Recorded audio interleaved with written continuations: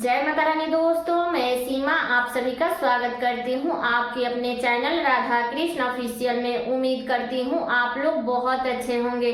तो ये बताने के लिए कमेंट बॉक्स में जय माता दी जरूर लिखिएगा। तो चलिए दोस्तों, आज हम इस वीडियो में जानेंगे कि पौष मास के कृष्ण पक्ष की सफला एकादशी साल 2024 में कब है, एकादशी तिथि कब से शुरू हो रही है, कब समाप्त हो रही है और एकादशी के दिन हमें क्या करना चाहिए, क्या नहीं करना चाहिए। एकादशी के नहाए खाए से लेकर के और पारण तक के संपूर्ण नियम विधि जानेंगे।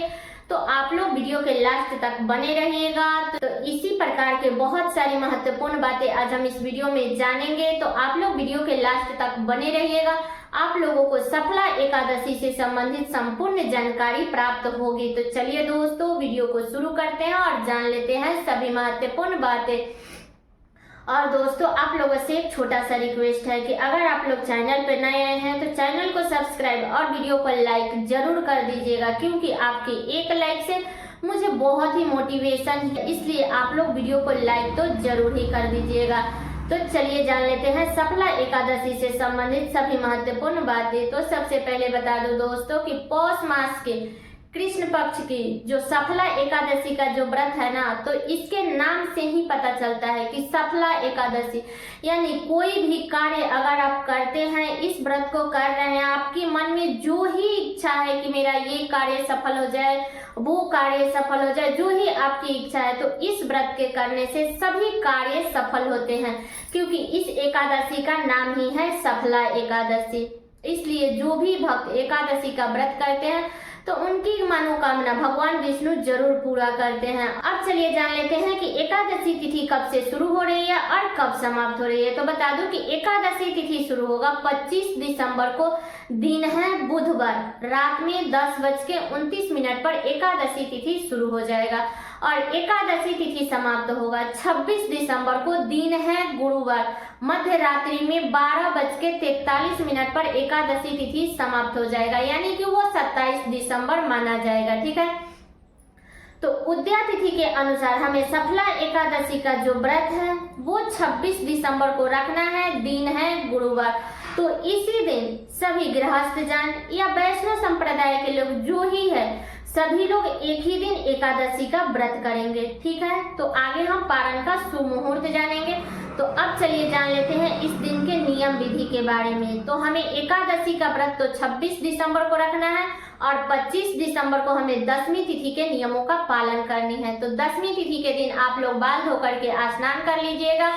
इस दिन शुद्ध सात्विक भोजन करनी है, लहसुन, प्याज, मांस, मदिरा और मसूर के दाल, चावल, मूली, गाजर ये सब का सेवन नहीं करनी है। और बता दूं कि सुहागिन महिलाओं को भी एकादशी के दिन बाल नहीं धोनी चाहिए, चाहे वो व्रत कर रही है तो भी, नहीं कर रही है तो भी एकादशी के दिन बाल नहीं धोया जाता है। ठीक है, और बता दूं कि अगर जो लोग भी व्रत नहीं कर रहे हैं, अगर वो व्रत का लाभ प्राप्त करना चाह रहे हैं, तो वो लोग अगर एकादशी के दिन सिर्फ चावल का त्याग करके और सिर्फ विष्णु भगवान की पूजा विधि विधान से कर लेते हैं ना, तो इतना करने मात्र से ही हमें व्रत का कुछ लाभ प्राप्त हो जाता है। इसलिए अगर आप एकादशी के व्रत का लाभ प्राप्त करना चाहती हैं तो आपको एकादशी के दिन चावल का त्याग करना चाहिए। ठीक है, और बता दूं कि दशमी तिथि से ही हमें दातुन का प्रयोग करनी चाहिए। दशमी तिथि के दिन हमें सरसों के तेल में बना हुआ भोजन नहीं करना चाहिए।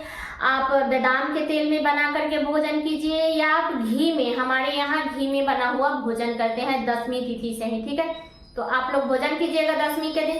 दशमी के रात्रि में हमें नमक का सेवन नहीं करना है, ना ही अन्य खाना है। अगर आपको मतलब कि तबीयत ठीक नहीं है, हमारे में तो लोग नहीं खाते हैं, कुछ भी नहीं खाते हैं, जैसे किरण डूबने से थोड़ी देर पहले खा लेते हैं, इसके बाद रात्रि में कुछ भी नहीं खाते हैं। बाकी मान लीजिए अगर आपका स्वास्थ्य सही नहीं है, अगर आपको एकादशी का व्रत करना है तो आप फल फ्रूट रात्रि में ले सकती है दशमी के दिन। ठीक है, फिर हमें 26 दिसंबर को सुबह में जल्दी उठना है। उठ करके दातुन से हमें मुख धोनी है, दातुन से हमें मुख धोनी है, जूठा ब्रश से ब्रश नहीं करनी है। ठीक है, तो आप लोग दशमी तिथि से ही दातुन से ही मुंह धोइएगा। और बता दूं कि एकादशी के दिन सुबह में उठ करके अपने घर का जो ही साफ सफाई है वो कर लीजिएगा। इसके बाद में स्नान करके और विधि विधान से हमें विष्णु भगवान की पूजा करनी चाहिए। तो विष्णु भगवान के पूजे में आप लोग ज्यादा पीले चीजों का प्रयोग कीजिएगा, चाहे वो फल हो, फूल हो, सब पीले का प्रयोग करना चाहिए, क्योंकि विष्णु भगवान को पीला रंग अति प्रिय है। इसलिए पीले चीज का ज्यादा से ज्यादा प्रयोग करें, पीले मिठाई का भोग लगाए। और जो ही भगवान का दिया हुआ जो ही का भोग लगाती है, फल फ्रूट ये सब का भोग लगाती है, तो उसमें तुलसी पत्र जरूर डाल दीजिएगा, क्योंकि तुलसी पत्र के बिना भगवान विष्णु का भोग अधूरा रहता है। इसलिए तुलसी पत्र जरूर डाल दीजिएगा। एकादशी के दिन दोनों समय हमें विष्णु भगवान को भोग लगानी है, आरती करनी है। एकादशी के दिन हमें किसी की निंदा, चुगली, अपमान नहीं करनी है। एकादशी के दिन अगर आप दान करना चाहती हैं तो आप लोग अन्न का दान ना करके वस्त्र का दान कर सकती हैं, चप्पल का दान कर सकती हैं, फल फ्रूट का दान कर सकती है। और एकादशी के व्रत में हमें चावल का प्रयोग नहीं करनी चाहिए, ठीक है। और एकादशी के दिन हमें तुलसी माता में ना तो जल देनी चाहिए और ना ही उनका पत्ता तोड़ना चाहिए। इसलिए आप लोग दशमी के दिन ही तोड़ करके रख लीजिएगा, बुधवार के दिन। इसके बाद गुरुवार के दिन प्रसाद में डाल दीजिएगा, ठीक है। तो ये बातें क्लियर हो गई। तो विधि विधान से हमें विष्णु भगवान की पूजा करनी है। इस दिन जितना हो सके उतना विष्णु भगवान के मंत्रों का जाप करनी चाहिए, किसी की निंदा चुगली नहीं करनी चाहिए। तो ये बातें क्लियर हो गई कि हमें एकादशी के दिन इसी नियम विधि के साथ में हमें एकादशी का व्रत करनी है। इसके बाद में हमें इसमें एक समय फलाहार किया जाता है। तो आप चाहे तो साबूदाना खा सकती है, फल फ्रूट खा सकती है। दोपहर में एक बार इसमें फलाहार किया जाता है, रात्रि में कुछ भी नहीं खाया जाता है। हमारे यहाँ तो साबूदाना खाया जाता है, फल फ्रूट जो होता है वो खाया जाता है, ठीक है। इसके बाद हमें फिर द्वादशी के दिन हमें फिर से सुबह में उठ करके स्नान करके विष्णु भगवान की पूजा करनी है। और जो अगर आपका भोजन बन गया है, शुद्ध सात्विक द्वादशी के दिन भी भोजन किया जाता है, तो द्वादशी के दिन चावल खा करके पारण किया जाता है। बाकी आप अपने यहाँ का नियम देख लीजिएगा, क्योंकि बहुत सारे लोग बोलते हैं कि द्वादशी के दिन चावल नहीं खानी चाहिए। लेकिन किसी भी संत महात्मा पंडित से आप लोग पूछिएगा तो वो बोलेंगे कि द्वादशी के दिन चावल खा के ही व्रत का पारण करना चाहिए। बाकी आप अपने यहाँ का नियम देख लीजिएगा। अगर आपका भोजन बन गया है तो शुद्ध सात्विक भोजन में से लेकर के भगवान को भोग लगाएं, इसके बाद भोजन ग्रहण करें।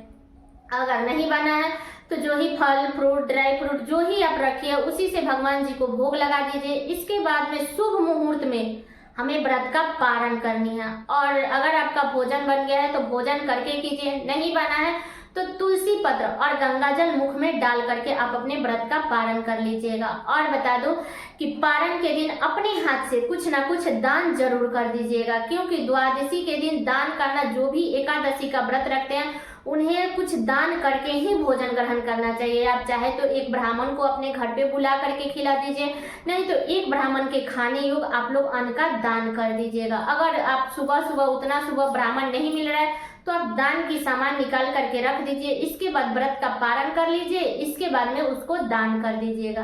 अब चलिए जान लेते हैं पारण का शुभ मुहूर्त क्या रहेगा। तो बता दूं कि पारण का जो शुभ मुहूर्त रहेगा वो 27 दिसंबर को दिन है शुक्रवार, सुबह में 7:09 से लेकर के और 9:49 तक है। तो इसी बीच में आप लोग एकादशी का पारण कर लीजिएगा, क्योंकि एकादशी का पारण हमेशा शुभ मुहूर्त में ही करनी चाहिए। तो सारी बातें क्लियर हो गई सफला एकादशी से संबंधित। उम्मीद करती हूँ कि आप लोगों के लिए वीडियो बहुत ही उपयोगी होगा। तो ये वीडियो मेरा यहीं तक का था। कैसा लगा ये वीडियो आप लोग कमेंट करके जरूर बताइएगा। तो चलिए दोस्तों, मिलती हूँ अगले वीडियो में किसी नए वीडियो के साथ में। तब तक के लिए नमस्कार।